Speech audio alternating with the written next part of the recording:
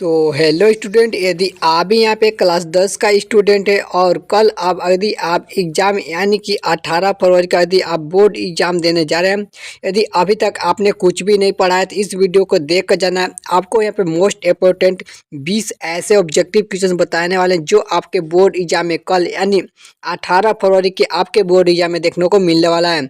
तो सही वीडियो में तक बने रहेगा, सभी क्वेश्चन को देख कर जाना ताकि आपका बोर्ड एग्जाम में एक भी क्वेश्चन न छूटे। तो यहाँ पे देखिए 2026 क्या है, 2026 हिंदी का क्वेश्चन पेपर लेके आ चुके हैं प्यारे बच्चों, जो आपके बोर्ड एग्जाम में देखने को मिलने वाला है। यदि अभी तक आपने कोई भी चीज़ नहीं पढ़ी है तो आपको यहाँ पे टेंशन लेने की कोई जरूरत, आपके बोर्ड एग्जाम में 90% लाने के चांस मैं यहाँ पे गारंटी देता हूँ कि आपके 100% 90% आने वाले हैं। तो वीडियो में तब बने रहेगा, सभी क्वेश्चन को देख कर जाना ताकि आपका वो यही 20 क्वेश्चन बताएंगे जो आपके बोर्ड एग्जाम में देखने को कल मिलने वाले हैं। मैं ये नहीं बोल रहा कि आपको सेम यही 20 क्वेश्चन मिलेंगे, लेकिन आपको 20 में से यहाँ से ठीक है 10 से 15 क्वेश्चन आपके बोर्ड एग्जाम में डायरेक्टली देखने को मिलेगा, क्योंकि मैंने पूरे बुक से आपको क्वेश्चन के लिए 20 क्वेश्चन छाट कर लाया जो आपके बोर्ड एग्जाम में कल देखने को मिलने वाले हैं। तो यहाँ पे देखिए सबसे पहले आपका में अनुक्रमांक संख्या भरना है, साथ ही आप देखिए आपका जो नाम है नाम भरना है। तो आपको इसी प्रकार का बोर्ड एग्जाम में देखना है। आपको ध्यान में रखना है कि यदि आपका हिंदी का सब्जेक्ट है तो आपको बोर्ड एग्जाम में ठीक है राइटिंग को साफ साफ लिखना है ताकि आपका बोर्ड एग्जाम में फुल नंबर मिले। यदि आप कुछ भी नहीं पढ़े तभी आपका बोर्ड एग्जाम में अच्छा मार्क्स आने वाले हैं। तो क्वेश्चन में एक में देखिए क्या पूछी जा रही है कि चिंतामणि किस विधा की रचना है। तो अभी जाके चिंतामणि जो यहाँ पे है ये किस विधा की रचना पूछी जा रही है। तो ये यानी कि निबंध हो जाए, यानी कि ऑप्शन नंबर बी जो राइट आंसर क्या हो जाए, निबंध हो जाएगा प्यारे बच्चों, ऑप्शन नंबर बी जो राइट आंसर। चलिए अगले क्वेश्चन चलते हैं। क्वेश्चन नंबर 2 में सब लोग ध्यान से देखिएगा। 2 नंबर क्वेश्चन में क्या है कि इसमें देखिए पूछी जा रही है कि यहाँ पे गबन उपन्यास के लेखक कौन है। तो मेरे प्यारे बच्चों जिसका लेखक है जयशंकर प्रसाद, सॉरी यहाँ जो आपका राइट आंसर हो जाएगा जयशंकर प्रसाद, यानी कि option number B is right answer हो जाएगा जयशंकर प्रसाद। तो ऑप्शन नंबर बी को सभी लोग करेक्ट कर लीजिए। चलिए अगले क्वेश्चन चलते हैं। क्वेश्चन नंबर पे देखिए हमसे क्या पूछी जा रही है। क्वेश्चन नंबर में सब लोग ध्यान से देखना है कि तीन यहाँ पे देखिए क्वेश्चन नंबर 3 में कि शुक्ल युग की समाधि क्या है। तो प्यारे बच्चों जब इसकी समाधि हुई थी 1919 से, याद रखना है 1919 से 1938 तक हुई थी। क्या होती है 19 से 1938 तक हुई थी। आपको यहाँ पे option number B is right answer, तो बी को सब लोग करेक्ट कर लीजिए प्यारे बच्चों, option number B is right answer. मैं इस वीडियो में जितने भी क्वेश्चन बता रहे हैं सारे के सारे क्वेश्चन आपको कल यानी 18 फरवरी के बोर्ड एग्जाम में डायरेक्टली देखने को मिलने वाले हैं। यदि आपने कुछ भी नहीं पढ़ा है तो आपका बोर्ड एग्जाम में 90% लाने के चैलेंज मैं दे रहा हूं कि आपका इस चैनल से पढ़कर आपको 90% जरूर आएंगे।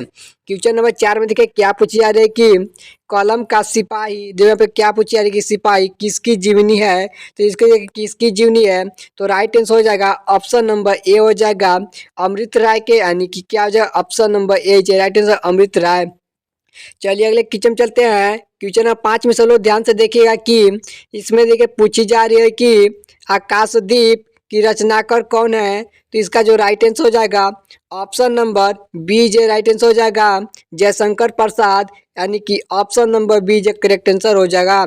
चलिए अगले क्वेश्चन चलते हैं। क्वेश्चन नंबर 6 में सब लोग ध्यान से देखना है कि इस क्वेश्चन में क्या पूछा है कि मैला अंचल के रचनाकार हैं। जो मैला है इसका राइट आंसर हो जाएगा ऑप्शन नंबर बी हो जाएगा क्या हो जाएगा फनी, यानी कि फनी स्वरनाथ रेणु, यानी कि option number B is right answer. मैं जितने भी क्वेश्चन बता रहा हूँ 18 फरवरी के बोर्ड एग्जाम देखने को मिलने वाला है और मैंने यहाँ पे ठीक है आपके लिए टोटल बुक से 20 क्वेश्चन छाट के लाया है जो आपके बोर्ड एग्जाम में कल देखने को मिलने वाले हैं। क्वेश्चन नंबर 7 में सब लोग को ध्यान से देखना है कि मेरी असफलताएं किस विधा की रचना है। तो इसका जो राइट आंसर हो जाएगा आत्मकथा हो जाएगा, यानी कि ऑप्शन नंबर ए जो राइट आंसर हो जाएगा आत्मकथा। चलिए अगले क्वेश्चन चलते हैं। क्वेश्चन नंबर 8 में सब लोग ध्यान से देखिएगा कि क्या पूछा रही कि लहरों के राजहंस के लेखक हैं। तो इसका जो लेखक थे राइट आंसर हो जाएगा मोहन राकेश थे, यानी कि ऑप्शन नंबर ए जे राइट आंसर हो जाएगा मोहन राकेश। चलिए अगले क्वेश्चन चलते हैं। क्वेश्चन नंबर 9 नंबर में सब लोग ध्यान से देखिएगा कि सूरज का 7वां घोड़ा किसकी रचना है। तो राइट आंसर हो जाएगा यहाँ पे धर्मवीर भारती के था, यानी कि ऑप्शन नंबर ए जे राइट आंसर हो जाएगा धर्मवीर भारती। चलिए अगले क्वेश्चन चलते हैं। क्वेश्चन नंबर 10 में चलो ध्यान से देखिए कि अर्धनारीश्वर का लेखक कौन है। तो राइट आंसर हो जाएगा रामधारी सिंह दिनकर थे, यानी कि ऑप्शन नंबर ए जे राइट आंसर हो जाएगा रामधारी सिंह दिनकर। चलिए अगले क्वेश्चन चलते हैं।